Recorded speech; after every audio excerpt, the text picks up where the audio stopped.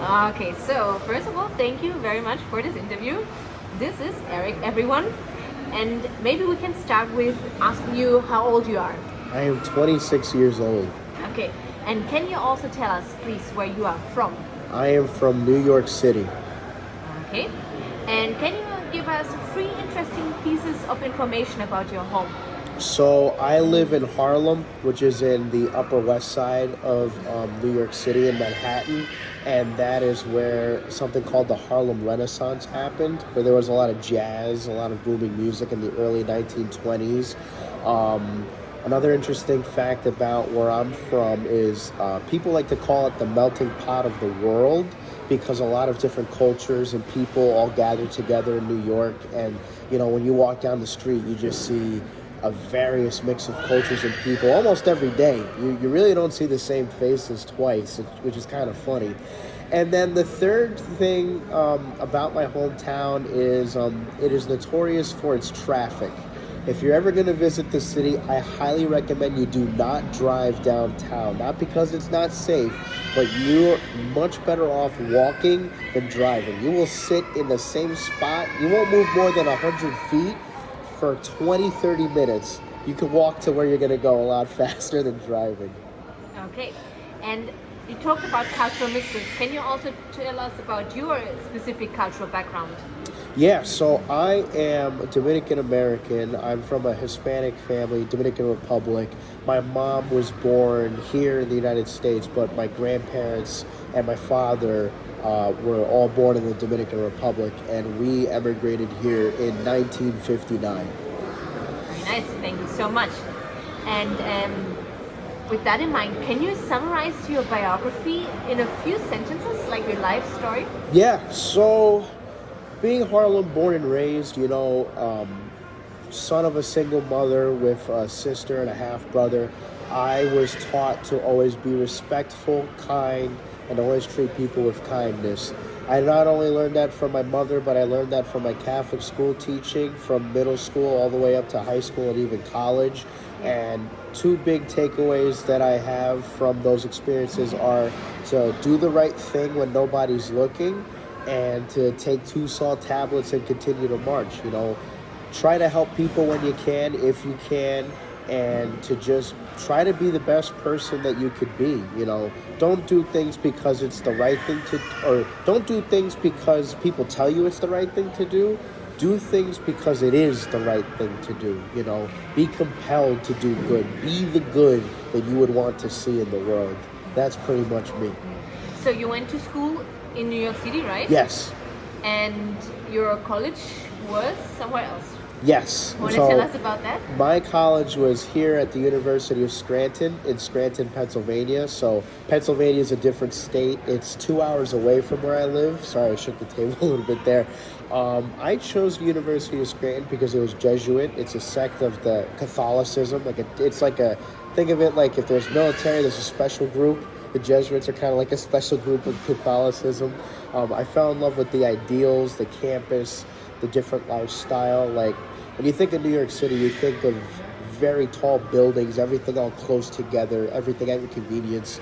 Here in Scranton, Pennsylvania, there's a lot of mountains, there's more open space, there's houses, which funny enough I hadn't seen until I got here, which is kind of funny. And just the nature, the natural aspect of things, like, you really take advantage, or you don't take advantage of a breath of fresh air until you go somewhere where there's actually like more than 10 trees in a block. And so you went to college in Scranton for how many years? I went to the University of Scranton for 4 years. Okay, that's how long it takes to get a bachelor's degree. And what was your major? My major originally for the first year was computer science, and then I switched to information technology. And what is your job right now? My job right now is the business transformation specialist for the city of Scranton. All right, thank you so much. And what do you like best about your job?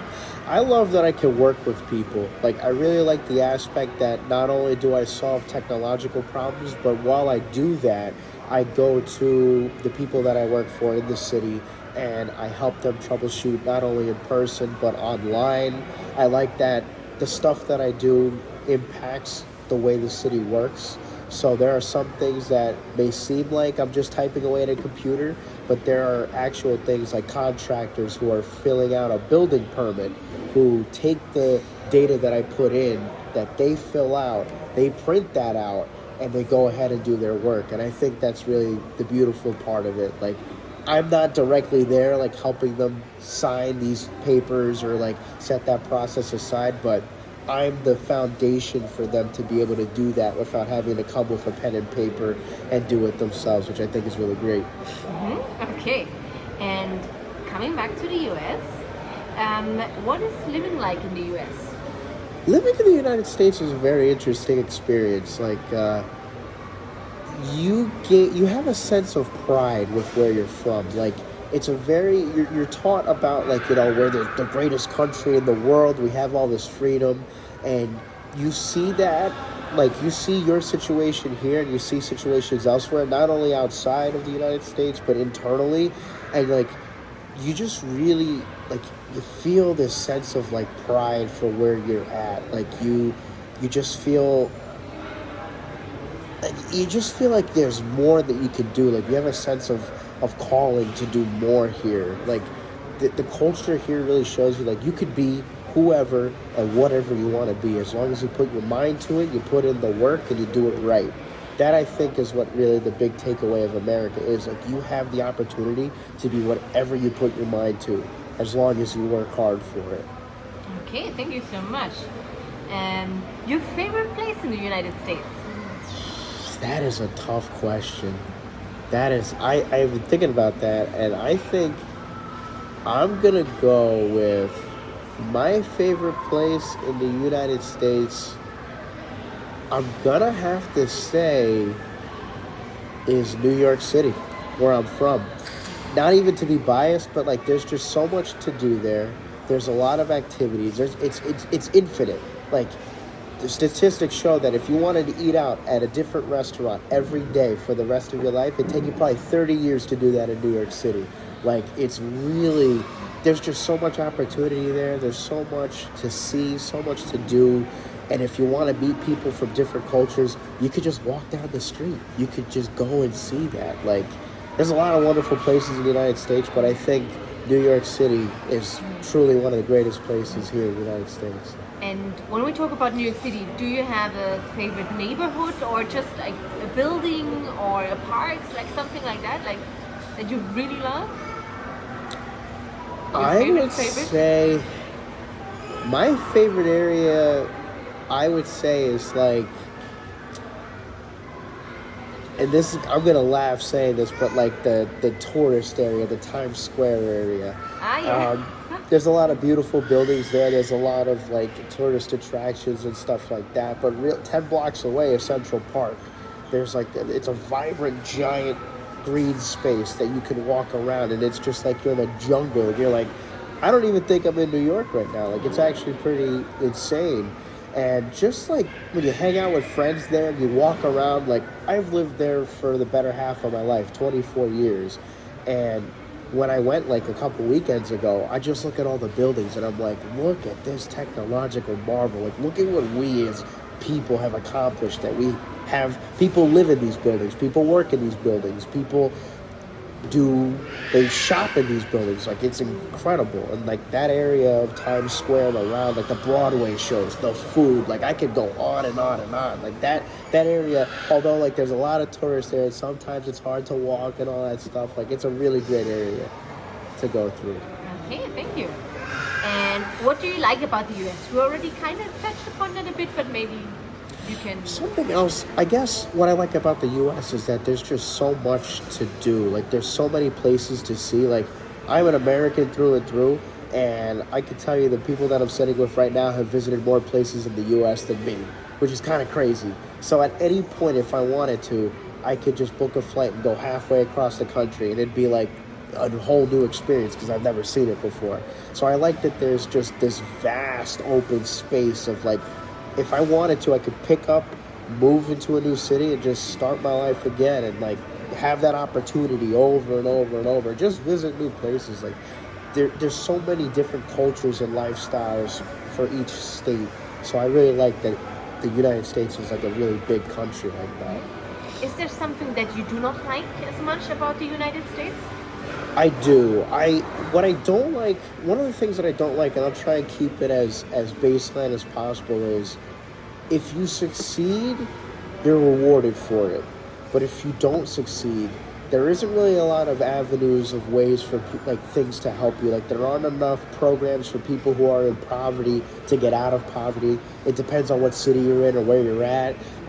You know, if you have a little bit of like mental health or physical health issues, like for example, our healthcare system, if you don't have insurance, good luck.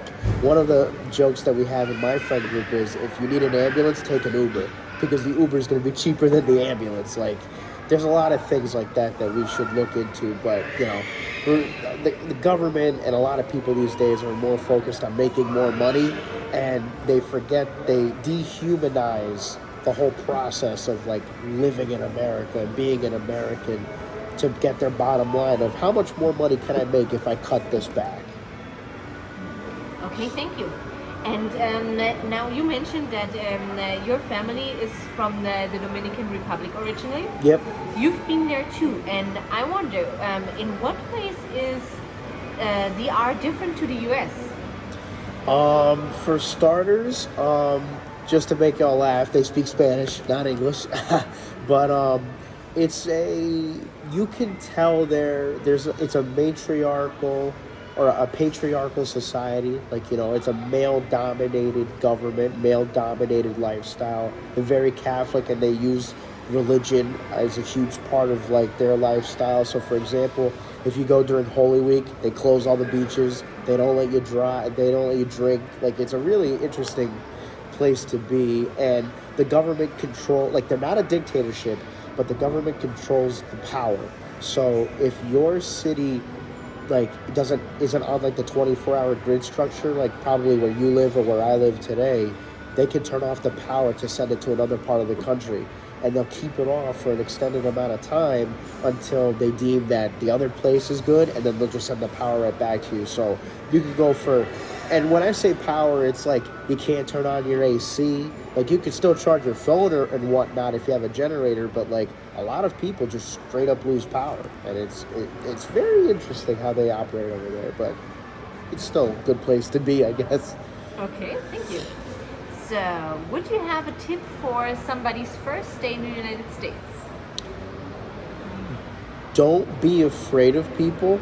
You know, I would say if you're coming here for the first time, you know, don't be afraid to ask for help, or to like, you know, if you're lost, like somebody will stop by and help you. You know, like a lot of people, like especially in New York City, people are about their business. But the one thing is that like, although they're like in their own set of ways, like we as Americans, we care about others. I think that's deeply rooted, and you could say that for all of us.